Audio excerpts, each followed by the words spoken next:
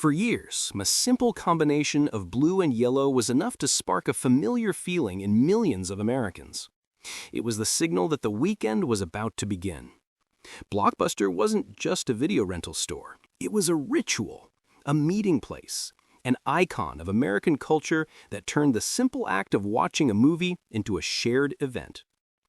At its peak, Blockbuster had more than 9,000 stores across the globe, a brand as recognizable as Coca-Cola and as constant in people's lives as the movies it rented. Families packed the aisles searching for the newest releases, teenagers planned dates between the shelves, and every tape taken home carried a piece of the American dream: comfort, entertainment, and belonging. But behind that innocent routine, something had already started to crack. The iconic blue and yellow facades that for years symbolized success and prosperity began to hide the truth. An empire expanding at full speed but failing to see what was coming. Inside the corporate offices in Dallas, executives made decisions that seemed brilliant until they weren't.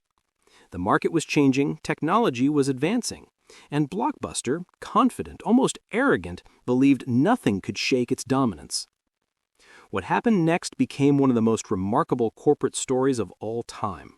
A giant that ignored the signs of change, a company that had every chance to reinvent itself, but chose the wrong path. Today, only memories remain. A single store in Bend, Oregon stands as a memorial to an era when rewinding a tape was a sign of respect, and a late return could cost you your Sunday dinner. But the real mystery isn't what's left. It's what happened before the collapse. Why did Blockbuster, one of the most powerful brands in American history, simply vanish? Before uncovering the secrets behind this legendary downfall, make sure to subscribe to the channel, because what comes next will reveal how America's entertainment empire destroyed itself from within, and why no one noticed until it was far too late. It all began in 1985. In Dallas, Texas. A man named David Cook, a specialist in database software, had an idea that seemed simple but would forever change the way the world consumed entertainment. David Cook wasn't from the movie industry, but he understood technology and, above all, efficiency. At the time, most video rental stores were small, disorganized, and had very limited selections. David looked at that market and saw an opportunity to create a rental store on an industrial scale, with thousands of titles organized through a modern, computerized checkout system, something completely unheard of in the business back then. That's how the first Blockbuster store was born, opening its doors on October 19, 1985. It looked like a mix between a library and an amusement park. The shelves were brightly lit, the sections clearly labeled, and the service was fast and efficient. On its very first day, more than 2,400 VHS tapes were rented. It was the beginning of a revolution. While other stores still recorded rentals by hand in notebooks, Blockbuster used technology to dominate the market. David Cook had turned a simple neighborhood business into an operation that looked like it came straight from the future. The success was so immediate that investors began knocking on his door. In 1987, businessman Wayne Huizenga, founder of Waste Management, recognized the potential of the model and decided to bet big. He bought a stake in the company, invested millions of dollars, and in no time, Blockbuster went from a regional video store chain to a national powerhouse. Wayne Huizenga was obsessed with expansion. He believed Blockbuster could become the McDonald's of movies and began opening new stores at a breakneck pace, one every 24 hours. The iconic blue and yellow facades started appearing in cities across America, turning the brand into a full-blown cultural phenomenon. Each store was carefully designed to convey comfort and familiarity.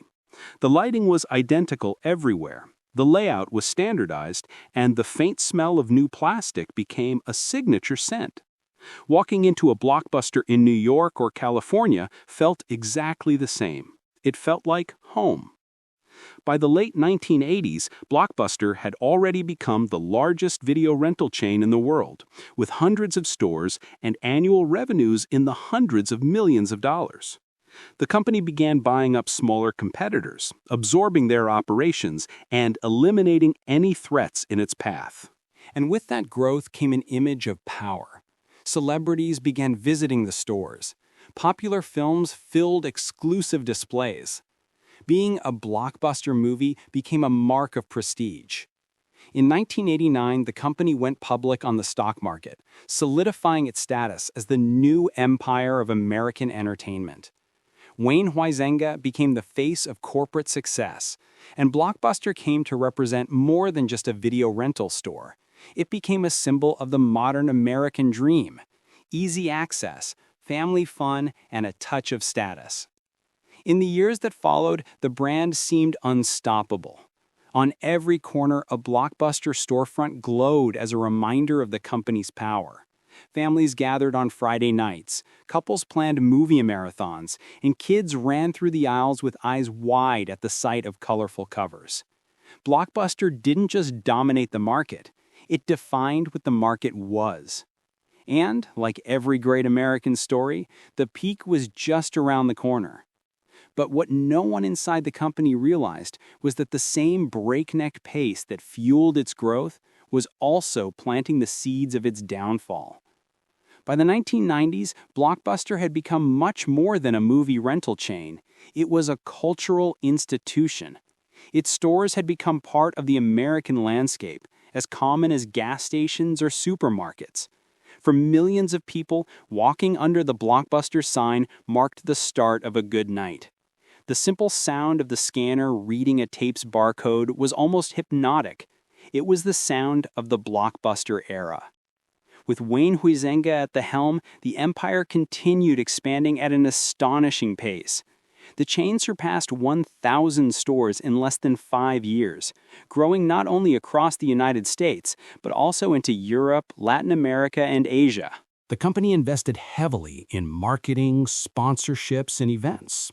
Blockbuster's TV commercials became iconic, always showing happy families, popcorn, laughter, and that comforting sense of being at home. In 1994, Wayne sold Blockbuster to Viacom, one of the largest media conglomerates in the world, for around $8.4 billion, one of the biggest deals in the industry at the time. The idea was to turn Blockbuster into a global entertainment powerhouse, integrated with channels like MTV, Nickelodeon, and Paramount Pictures. At the time, the merger was seen as the future of media: movies, television, and video rentals, all under one roof. Blockbuster was everywhere. It sponsored award shows, produced its own content, and launched promotions that drove the public wild. During the 1990s, more than 3 million people visited its stores every single day. At the height of the VHS era, Blockbuster controlled 45% of the global video rental market. No competitor came close. Every store had the same scent, the same blue carpet, the same layout, creating a kind of emotional comfort. It was familiar, predictable, and reliable. The name Blockbuster became synonymous with triumph. A movie that filled theaters was no longer just a hit. It was a true blockbuster. The term, once used to describe box office smashes, eventually fused with the company's identity, achieving a level of cultural influence that few brands in history have ever matched. But behind that overwhelming success, something was quietly beginning to change. DVDs were arriving, the internet was growing, and new ways of consuming entertainment were emerging. Still, Blockbuster believed its foundation was unshakable. Executives of the time proudly claimed that no one would ever stop renting movies from physical stores. That blind confidence would become the first step toward the edge of the cliff. As technology advanced, the company remained trapped in its own formula. Blockbuster made billions of dollars in late fees, and that revenue stream was so massive that the company refused to give it up, even as it frustrated customers. People loved Blockbuster, But they also hated it. Those few extra dollars in late fees were a reminder that the blue and yellow empire wasn't just a brand, it was a profit machine, and it had no intention of changing. What no one realized was that the world outside its walls was about to change completely. Blockbuster's meteoric rise had made it a legend, but the same confidence that took it to the top would become the reason for its downfall. By the early 2000s, Blockbuster still seemed invincible. The stores were packed, revenues surpassed billions, and the brand was recognized across nearly every continent. While people were still rewinding tapes and paying their late fees, a small competitor quietly emerged, packing DVDs into red envelopes and sending them through the mail. Its name was Netflix. A small startup from California, founded by two visionaries who believed that the future of entertainment wasn't on store shelves, it was in convenience. In 1997, Reed Hastings and Mark Randolph created a simple but revolutionary service: renting DVDs by mail. Customers would choose a movie online, receive it at home, and return it whenever they wanted, with no late fees. At first, Blockbuster laughed at the idea. John Antioco, the company's CEO at the time, even said the model would never be profitable. Back then, almost no one realized that for the first time, Blockbuster was facing a competitor that truly understood what the public wanted.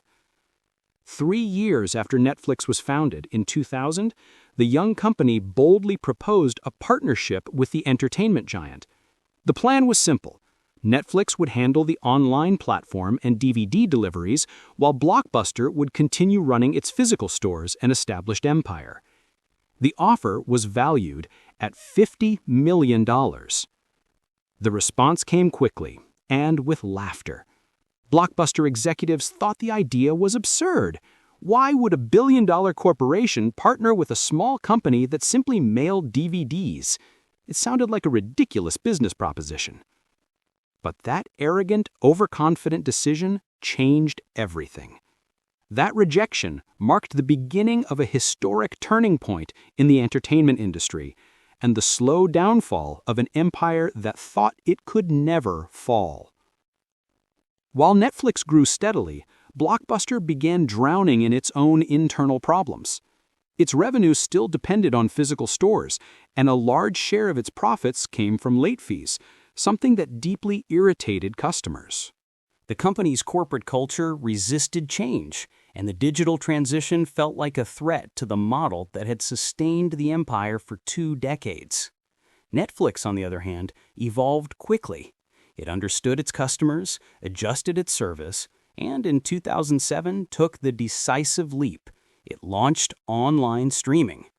Meanwhile, Blockbuster was buried under debt, weighed down by a bloated structure and executives divided between the future and the past. In 2007, John Antioco was replaced by Jim Keyes, former CEO of 7-Eleven, who believed streaming was just a passing fad. He cut digital investments and doubled down on physical stores, a disastrous decision. While Netflix's growth exploded, Blockbuster was cutting costs and closing stores, trying to sustain a model that no longer made sense. By 2010, the company couldn't survive any longer. It filed for bankruptcy with more than $900 million in debt. It was the end of the blue and yellow empire. Shortly after, Dish Network bought Blockbuster for $320 million in an attempt to revive the brand. The new executive, Michael Kelly, took over and promised a new digital era.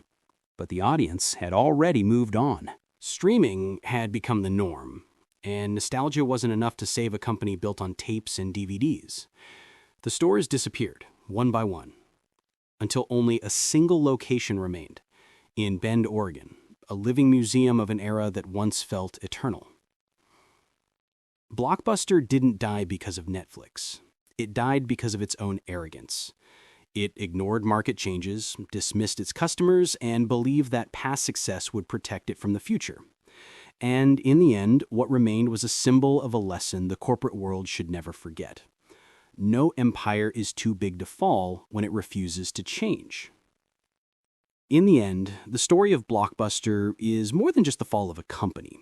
It's the portrait of an era, and a harsh reminder that no empire lasts forever. What began as a simple idea to organize VHS tapes became a global phenomenon, a symbol of American leisure. But when the world changed, Blockbuster stood still, believing people would never give up what it offered. The mistake was failing to see that people didn't love the stores, they loved the feeling the stores gave them, the comfort, the nostalgia, the ritual of picking a movie for the night. And that feeling could have continued if someone had been brave enough to reinvent it.